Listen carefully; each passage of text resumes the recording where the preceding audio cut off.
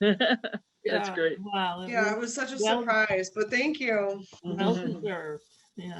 Yep. Okay, well, let's get the meeting started here. So this is the grant committee meeting for September 8th, and we're starting at about 2:35. I don't think Ed's going to join us today. He's got a jam schedule, so I'm not expecting him. And frankly, I think this will be a pretty short meeting. I had thought we might have some more things to deal with, but it looks like we're not that much farther ahead than last time. So I think we'll get through this pretty quickly. Um, let's see here. So I don't see anybody hanging out there as open time for the public. We don't have any minutes, and partly that's my fault, Kate. I think I can't find where it got recorded last time. You know, we recorded the meeting. Remember, I was having trouble with my computer screen last I time. did minutes for, I did some crappy minutes for the last meeting. I want to say while we were meeting. Yeah, so I was gonna go back and look because it's not the video's not posted, but I think that's my fault because I think I was having trouble recording it. So I need to go back and look for it, and that's okay. We can deal with minutes next time. If I find the recording, that might help you. But I know I was having trouble with my computer that day, so I'm not positive that it recorded, but we'll figure it out. The other ones are all caught up, so we're only last meeting behind, and that was not a very substantial meeting either. So anyway, so what we have, we won't have any minutes to review. Old business, just the status of the grant awards that we've gotten. We have signed the contract for Mass Trails for the Greenway, and I believe, Dinah, you would know, Marla's probably, I hope, signed the contract for the other Mass Trails for you guys, right, for Concom? Well, you mean for the bridge? For the bridge, yeah. She Yeah. just got it like a couple, maybe it's in my email 3 or 4 days ago. Mhm, And I okay. asked her if what we should do, and she said it's 99% Ed's to do. Uh-huh. So I don't know what's going on Well, with she's it. got to put her signature on it at some point for sure. Yeah, Okay. yeah, Well, I'm yeah, sure she will. yeah. She and So I are these are, working on tomorrow on the progress report for the first Manhan Meadows yeah, grant. okay. So this is basically the award that we got for Mass Trails, and then as far as I know, the there's a short bidding process going on apparently for our cemetery sidewalk. So I wish I had more details as to when that was going to break ground, but I don't know yet. I might find out next week when we have our select board meeting. I will ask that question just to know when it's actually going to be done because it needs to be done by December. So that's that one. We will be hearing soon, I think, on the Highland Valley grant sometime in the next week or two. I would think we'll hear from that to know what's happening, and I'm hoping the Council on Aging is ready to roll if this comes through. Kate, Diana wasn't with us for the park grant walkthrough with Melissa. Do you want to give your thoughts and impressions of that visit? Yeah, so we, we did the walkthrough with Melissa, and I kind of She's the state program coordinator. gave us some hints about developing a master plan. She kind of recommended that we do a master plan for the whole entire park and not just focus on individual components of the park. And she suggested that that actually happened before the pickleball courts, but I don't think that that's going to happen. I thought it was kind of insightful. I did ask her if it would be possible to do that kind of concurrently, if we could, not discrediting that we might actually be awarded this park grant. I'm, not sure if we will, but I asked if we could apply for CPC funding for the master plan for the entire park at the same time that we're applying for the potential funding for the park grant, because we would have a match for that. And she said, yes, we could do both, with one being contingent upon us being awarded the money from the park grant. She walked around and did see the playground equipment, how how much of disrepair it was in, and she did acknowledge about the lack of accessibility, but she really said, you know, this is a much bigger project than just this one individual grant. And so being able to take a step back and look at it from the whole picture instead of just this one project would be a good idea. So I'm not sure if Parks has made any progress on that, or will, you know, be asking for CPC money. But either way, if we're going to do that, there would need to be a town vote before the end of the year, and we would need to make sure that the language for the park grant was provided to Melissa and reviewed before it goes to town meeting. So that obviously remains an outstanding piece. I thought that she was receptive to the idea of the walking path. In the splash pad, I think we scored fairly. I mean, she basically, it was like they hadn't even read our application yet, right? When we met with her under the pavilion, I was actually curious. Yeah. But they asked us a lot of questions about our project. I wish I wrote those questions down, but I think that was their scoring rubric, and I felt like we scored a decent number of points. Yeah, I mean, I think they were very similar to the questions, you know, in the application, but it was kind of like she was repeating some of them orally just to hear it, I don't know, firsthand or something. I'm not quite sure, but you know, I didn't remember the question about planting trees. That was one question I didn't remember seeing in the application. I remember discussing about not cutting down trees, but I didn't remember asking about actually planting trees. I'm like, we'll plant a tree. Yeah, no, I think it was, you know, trees won't be cut. You know, we said we might have to do some brush clearing, but definitely not, you know, tree cutting was not advised by the program, and we were not going to be doing that anyway. The other thing though that she she noticed, and the power line. Interesting, the power line. She said the power line would have to be buried. So the power line from basically the parking lot over to the bathroom area is up in the air. And of course, Ed just kind of groaned because apparently we'd been without electricity there, I guess a good share of the winter or sometime. And they had just put the new line in not that long ago, a couple months ago. And there was a debate. There was a debate at the time. Do we bury it or do we put it overhead? And they chose overhead. So her comment was that would need to be, you know, underground. And I guess, I don't know if it's an environmental site thing or a safety thing. I'm not sure. She didn't really give a reason for it. But anyway. I thought it was resiliency because of the risk of, you know, severe weather, that you're more likely to be maybe more resilient if there's not power lines above ground. Yeah, perhaps. Yeah. Was there anything that we really missed though? I kind of felt like that was the main scope of the visit. Is she thinking that we could still get the grant and do a master plan? Does it make sense to you know, go ahead with everything we planned and then add a master plan on top of it? So I think that the design, so what she said was that could be accomplished in the design phase for this particular aspect of the project. You could also have a design firm do the design for the whole park, with that being a component of it. I just think that they would need to request CPC funding in order to cover the cost of the design for the entire park. And some other things she brought up I thought that were insightful were like making sure that if you're gonna have a playground area, that you have a fence so that balls aren't coming off of a ball field to like potentially hit a kid, or, you know, all these things that we might not even be thinking about in a overall park design. And I'm sure there's things that parks aren't thinking about as part of a park design. Right. And I think, you know, when they did the, you know, in terms of whatever level of design work she's talking about, but when they did the idea for the pickleball courts, I mean, they had that drawn out. I mean, they had you know, Bob Cannon, you know, did all the architectural drawings and measurements. And so that is actually planned out. The pickleball courts have been drawn, but nothing else is. And I think that's part of what she's referring to, is not just, you know, it's partly the vision of, you know, what do you want the long-term park to look, you know, what do you want the park to look like long term? What do you want it to feature?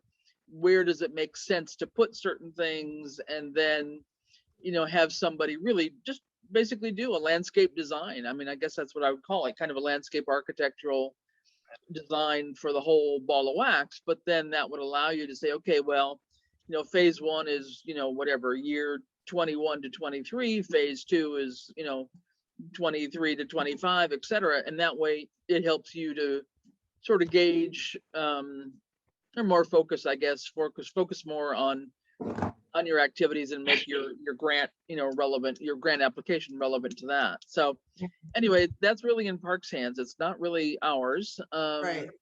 And apparently there is some level of master plan for Labrie Field, which I didn't know. I've never seen it. Whether it's written or it's just oral history, I really don't know. I mean, I don't know. So they're, to the extent that they might have done something for that at one point in time, maybe they have something to go by that, could be a template for doing this. So anyway, I think I felt kind of iffy, honestly. I mean, it wasn't I a did negative, too. but I'm kind of thinking our chances are probably kind of slim on this one, but I think it doesn't hurt to have done this because, we're on her radar now. She came out here. She had a couple of other towns to visit, but she did make the effort. And, she must have spent, 45 minutes probably. I think it would bode well for whenever we apply again, let's put it that way. And she's also in charge of the land grant program too. So we've got her on both sides of things if we, ever should go in that direction. So I think it's a good contact. She has had past history with Ed. She knew Ed, so that's also good. She's So the one who walked around Clearwater with us. oh, really? Okay. Yeah. Okay. That's great. So it's good to know that, we have Yeah. people working on multiple different Right. projects. The other thing she said was that we could apply for the park grant for this and for the land grant for playground equipment. So we still could hypothetically do the master plan for the park and then apply for the land grant if Yeah. the park grant doesn't work out. Yeah. I mean, Yeah. the land grant is also a complicated one too, as much as the park grant was. I'm thinking there's got to be some simpler grants than that for park equipment, but I may be wrong. So we'll just have to keep our eyes open on stuff and do a little more digging on it maybe. But I'm hoping Parks will, give us a clue in terms of what they want for any kind of assistance. But the master plan is really more in their bailiwick, and whether they get money from CPC or wherever to make it happen. That's kind of. And I just wanted to add, traveling around a bit this summer, I was mindful of parks more than I ever was before. Me too. And I saw, for instance, these picnic tables where the benches were attached and they were like octagonal. And they had, well, I guess they might have been concrete or something. They had chessboards and checkerboards embedded yeah. into the surface. I just Yeah. thought, oh, what a good idea. That Yeah. would be really nice. That's And nice. I also saw this accessible swing set. It had like a mat. I mean, the whole park wasn't accessible, but the swing set was, because it had a mat going to it from the sidewalk. And then it was a special kind of swing, clearly for people with disabilities. Great. So I'd never seen that before. And I also noticed sound systems are important, that people have much better sound systems than we do in Yeah. their park. Yeah. Good. So I think that's why the master plan is probably pretty important, because that Yeah. it is a town space that's used for many different things, right? Right. And so Right. maybe Right. making sure you're taking into consideration the fact that there's different organizations that use the space. The pavilion could use some work, Right. When I went to that, I wanted to go to that place in Westfield, that new playground in Westfield that they're just building. I think it's on Cross Street.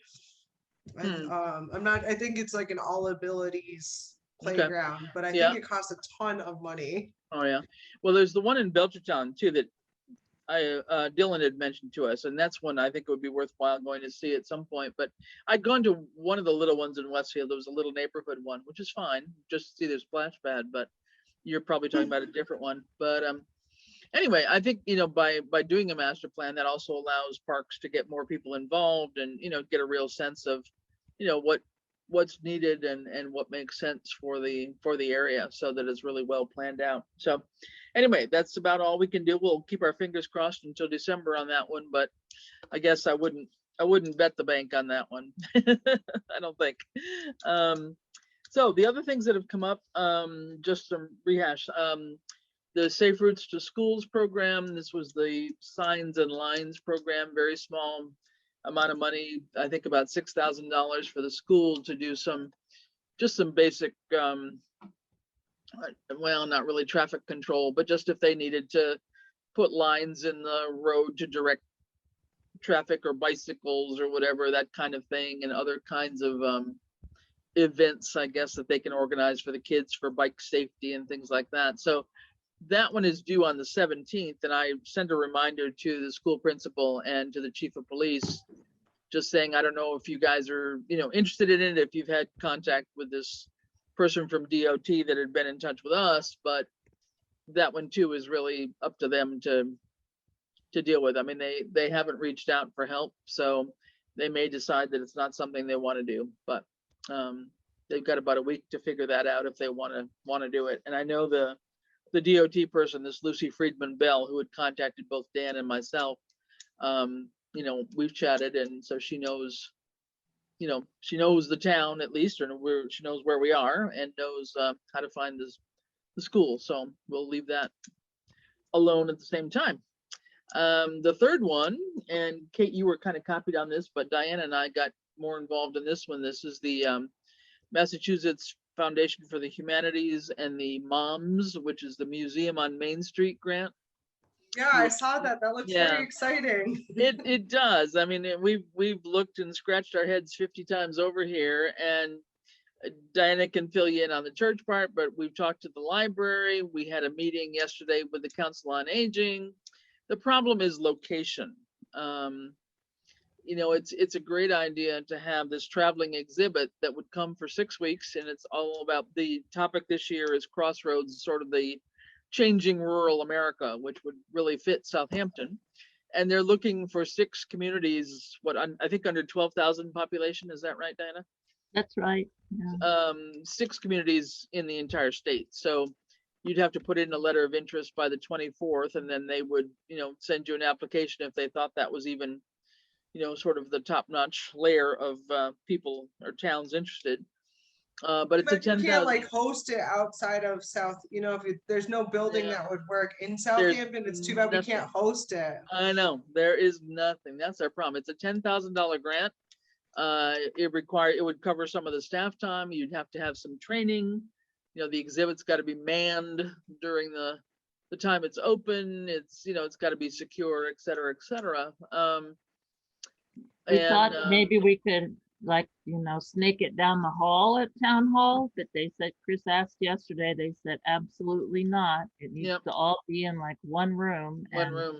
People have to be able to move around both sides of the kiosk, and so that's, we just that's really the problem. I mean, the library definitely has not any room. They are the logical place, obviously, to host it or have it, and they certainly have no room. And then honestly, we didn't even check in with Norris because the cafeteria and everything is being used, I'm sure, for extra space. And they have a no visitor policy. We were talking about that at the Board of Health meeting yesterday, that they're not even letting people use the gym. And there's a big debate about SYA using their gym for basketball. So I'm not sure they're not going to want a museum exhibit. Yeah, well, this will be, I mean, this would be a year from now. So it's, it's just, it takes that long to kind of get things in motion and get everybody, trained that has to sort of manage it on a regular basis. So it wouldn't start until, I don't know, next May or something like that. But you had a choice of the weeks. But yeah, the church was really interested, and several people there they brought up the idea. I think there was an article in the Gazette or something, how people saw it.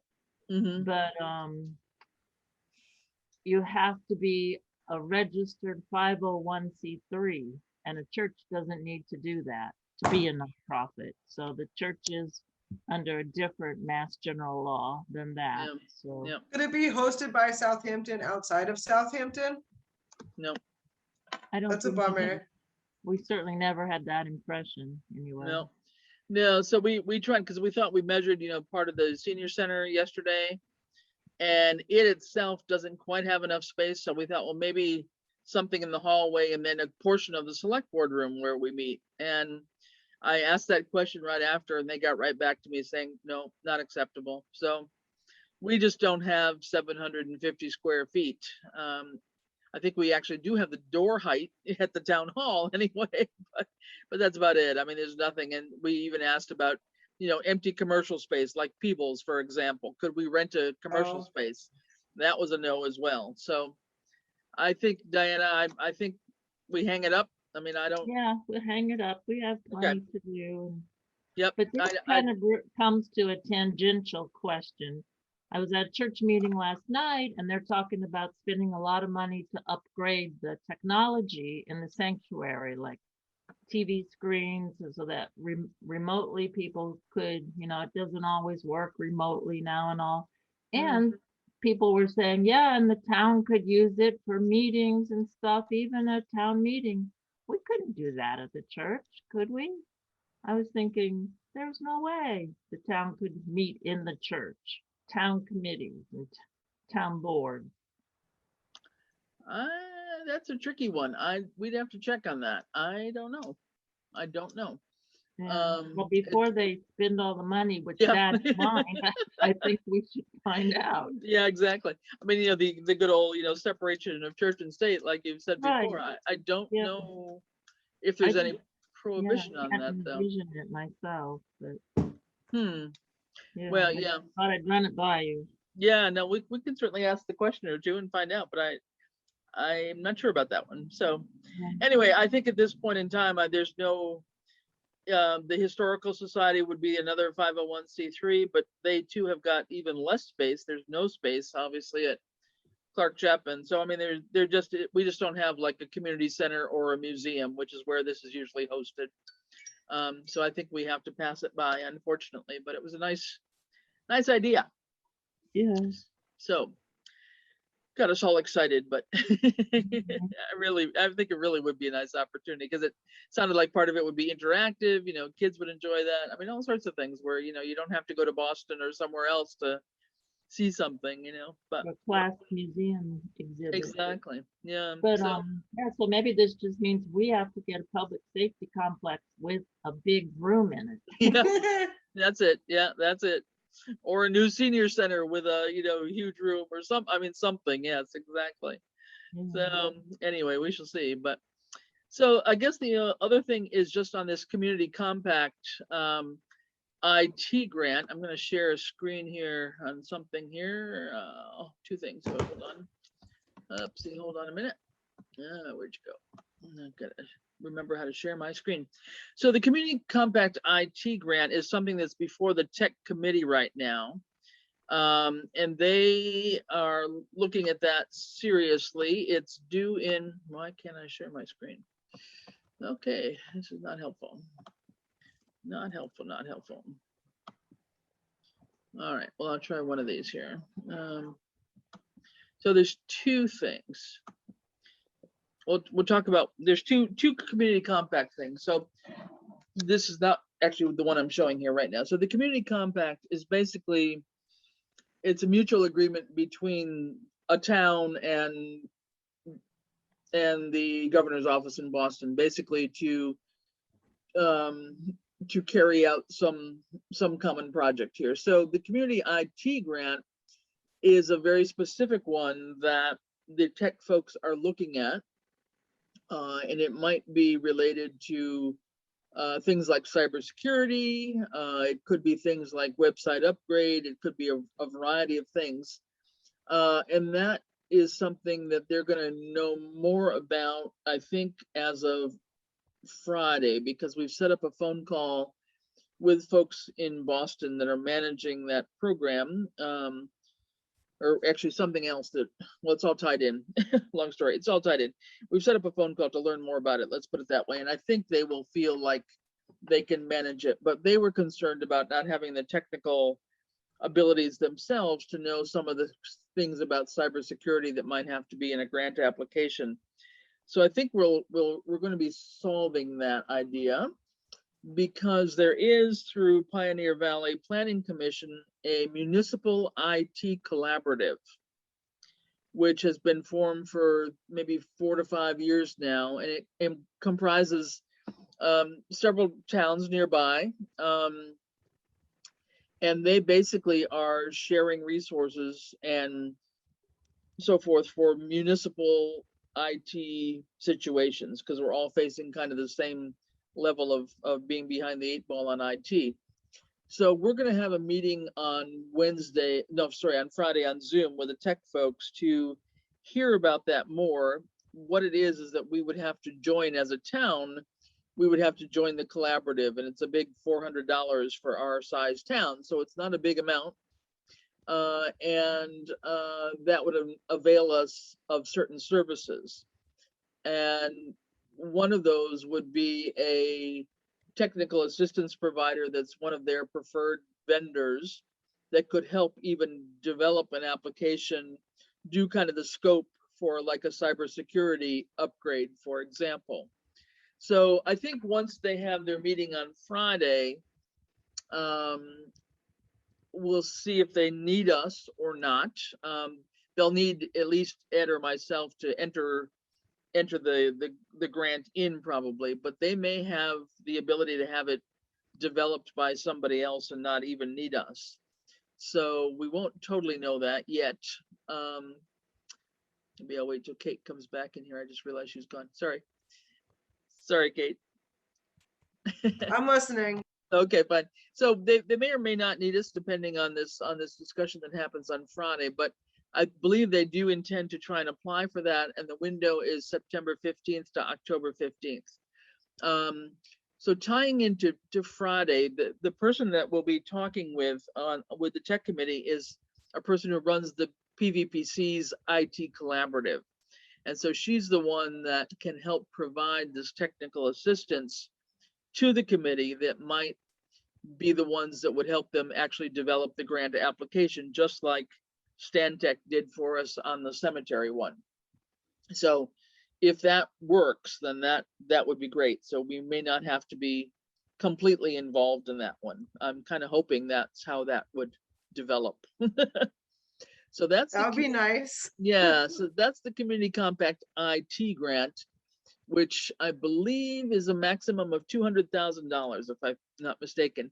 And it's got to be one project. The town has applied for it before, a couple of years ago, but we had applied for more than one project. So we ended up just getting only one thing funded, and it was about, I don't know, it was less than $10,000 is all we ended up getting out of it, whereas some of these other towns, did a better job on the application, I think. So hopefully this time we can be in a better position to do that. But anyway, this person from PVPC was very encouraging and thought that cybersecurity would be a good topic possibly to aim for in terms of, what do you do as a town if we get hacked? What do we do? I mean, where do our files go? How do we recover, et cetera? So having a whole plan in mind would be great, let alone all the upgrades to some of our equipment that we would probably need.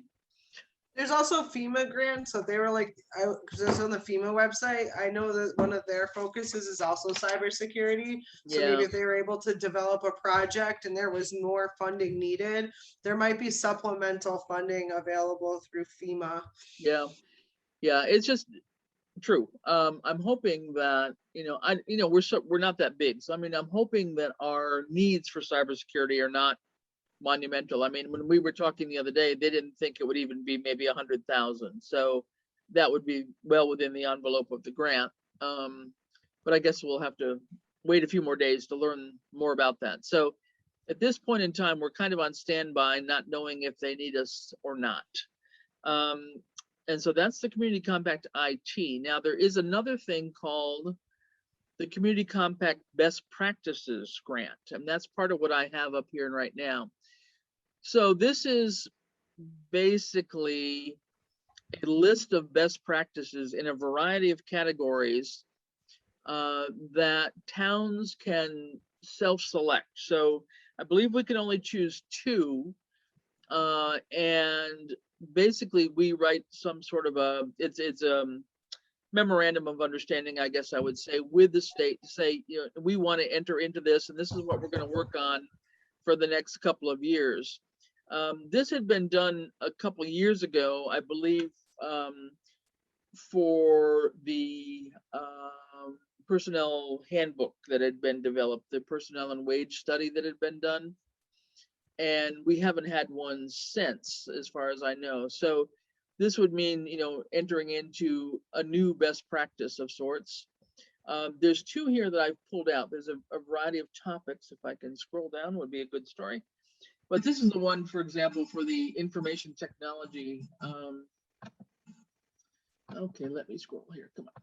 Information technology best practices. So these are the kinds of best practices. So for example, and this would obviously we work with the tech committee or run this by the tech committee more at their level to say, okay, which of these, if they were going to go with the cybersecurity, for example, on the other grant for Community Compact, there might be one of these other things that would be appropriate to do as a best practice. So they might choose one of them, I don't know, strategic planning or citizen engagement or something like that. So this citizen engagement, for example, might be an upgrade of our website. So that might be a great one, which would say, okay, we want to work on this over the next 2 years. And then through this MOU with the state, they actually help to provide some of the technical assistance that's actually needed to make this happen.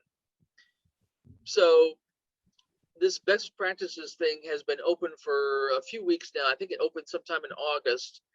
And when I talked to the person from PVPCs, she said, basically, if you guys are thinking about doing one of the best practices ones, you probably need to get on it pretty soon. So the tech guys will be talking about this hopefully on Friday as well. And I'm thinking that probably, I don't know, the citizen engagement one might be the one that might come up out of that. I'm not sure, assuming they deal with cybersecurity elsewhere. So let me stop that. That's just under the IT technology. Let me show you the other one if I can find it. I pulled out the other one that I know is a biggie in general for us at Select Board, which is just the overall financial health of the town and financial management. So this would be some of the best practices in financial management. So I'm going to be talking about it probably at Select Board on Tuesday. So there's 3 or 4 things here too under financial management, and I believe the town can only choose 2. So we might have, one under IT and one under financial management, for example. But some of this in terms of financial policies or long range planning, like every time we have a debt exclusion and we have to go for borrowing, how does that impact our taxes, et cetera? Just having to plan that out over time, I think could be a useful, let me shut my phone off, could be a useful thing. So these are things that I'm going to run by both the tech and then the Select Board and see if there's anything out of these that they want to go for. There's no application, there's like an MOU or something to be signed, but there's not really an application process. You kind of get enrolled in the program and commit to some mutual agreement and then have 2 years to really achieve whatever this best practice is that has been outlined here. So just to say, those are the things that are kind of floating right now. And this best practice one is one that's maybe a little bit time sensitive, just because I think it's a rolling application one, and whenever the money runs out, it runs out. So it's not really a specific deadline, but sooner the better on that one if we decided to do that. Whereas the Community Compact IT definitely has that deadline window of October 15th as the end route. So that's kind of what's circulating around. Nothing that really needs our hands on at the moment, but I just wanted to make you aware of these.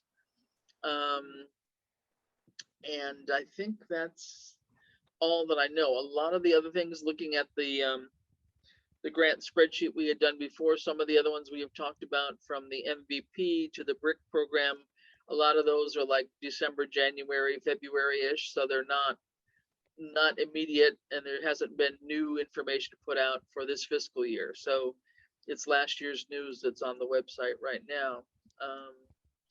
So that's kind of where we are. I don't know if anybody's got any thoughts, questions, or other things that I don't probably know about in terms of other grants that you may have run across. I'm just pulling up the spreadsheet. I was able to find, I did write some notes for the last meeting on the 18th. However, I don't have Microsoft Office on this computer, and it's weird. I'll retype them, but I have a screenshot of it that I just emailed you. So Okay. I'll retype them because it won't let me save them. Okay, So there are minutes about, we mostly talked about Safe Routes to School, breaking the community compact. So it was a pretty brief meeting. yeah. I'll do that. There was that hazard mitigation assistance grant through FEMA that I think it's open. And I don't know if we decided we were gonna apply for that. We'd have to look at that again. I think I forgot that one. I think at one point we were talking about maybe doing that through MVP. And the hazard mitigation plan that we have is I think it's a 5 or a 7-year plan, and it expires in December.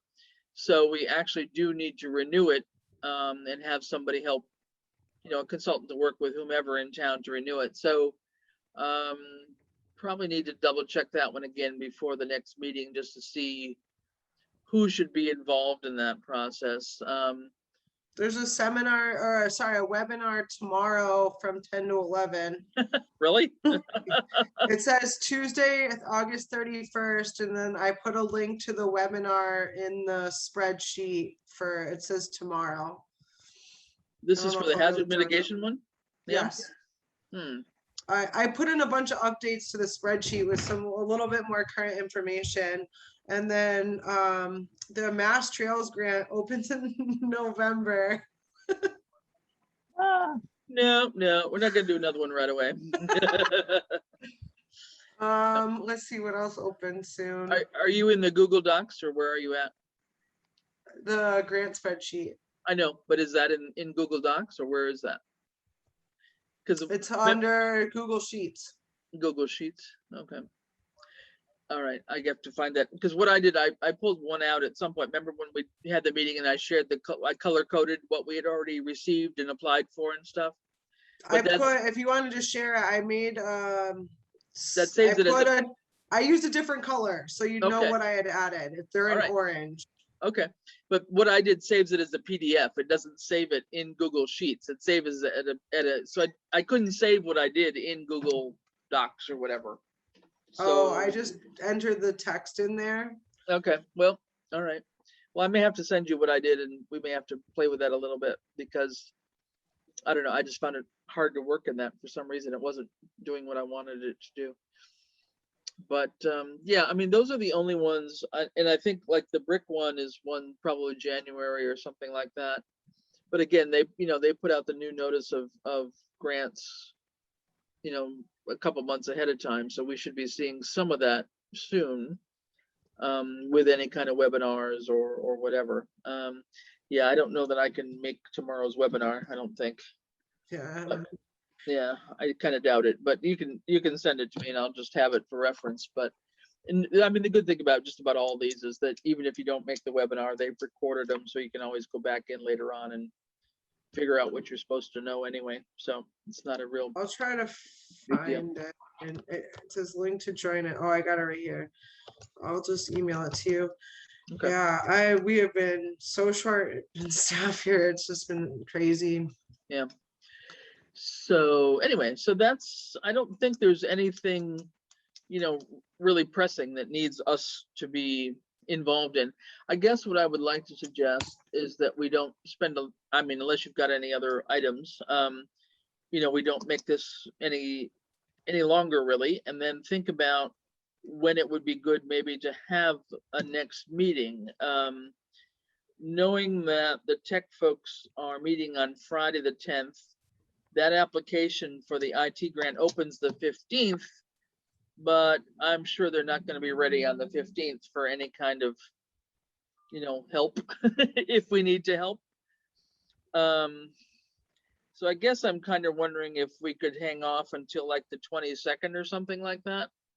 Sure. For like 2 weeks from now, and try to keep ourselves on a 2-week schedule if we can. But I don't know. What do you think? I unless something comes up that I'm, not aware of that needs us to be involved in. I think 2 weeks is fine. I'm just pulling up the 22nd, but that should be good. Yeah, in the evening, there's the big housing production plan Oh, right, Public- that's the public- 21st and Yeah, 22nd. that's the public information meeting, but I think we could do this in the afternoon as usual. That would be great if we could. So why don't we tentatively, at least I'll put that on my calendar for 2:30 on the 22nd. And, you know, if something happens to come up and we're needed the week earlier, I'll let you know, but I really don't foresee that right now. I mean, it really is in the tech guys' hands to try to figure out how they want to organize it, so. Okay, and I will retype the minutes from the last meeting, and if this makes it up there, I'll do this one as well, but if Okay. not, I'll at least have the Well, meeting. This one looks like it's recording fine, so I don't know if the other one did, so well. we'll But I figure it out. sent you the draft, like the screenshot of the draft, so at least we have something, but I'll just Sure. retype it, so in case you want to edit it or add something. Okay, that's fine. Good. Anything else, Diana? Anything offhand? No, I can't think. I saw something, somebody got a lot of money in the Gazette, like in the last few days, but I can't remember what it was about. Did you see that? Sorry, yeah, bring up these vague things, but I remember thinking, huh, I wonder if we should have looked into that. I'll see if I can find it. Okay, yeah. No, There I was think- something in Easthampton where they got a bunch of, I think I shared it. Wait, was it Okay. Easthampton? Yeah, I think you're right. I think it was. I think I did share it. Was it the fire department or something else? No? No, No, that probably would. oh, it says local news, Governor Baker announces award recipient in Easthampton. I think that's what you're talking about, right? It was when this was the FEMA funding or disaster funding for a bunch of paving and stuff. I'm trying to pull it up. My Right. internet is not so good on Yeah. my phone here. Yeah. Oh, it was Municipal Vulnerability Preparedness Planning and Action Grant. Yeah, Oh, right, yeah. so that was this year's MVP. So what we're talking about would be, you know, applying whenever it's open in January or whatever for the next year's Yeah. round. Yeah. Maybe we could learn from their Yeah. people. See Yeah. what It's a good that was idea. about. Yeah, maybe send that, yeah, if anybody has the link to that, maybe send that around again. I think I saw the headlines, Yeah. but think I yeah, will find a way. I have it on I just posted it on my Facebook pretty recently because I thought that was really cool. I'll share Okay. the link with you. okay, great, good. Okay, well, if nothing else, I think we could make it a quick meeting and just go ahead and adjourn if anybody would like to make that motion. So I'll make a motion. I'll second the motion. Don't all be in a hurry. Sounds good. I think we can all agree that we'll adjourn. It's about 3:15 thereabouts, I think, and let's call it quits for today, and we'll see if there's something else that comes our way. Okay. Okay. All right. Have a good rest of right, your good. week, Thanks, everybody. guys. Thank you. All Catch right. you later. Bye. Bye bye.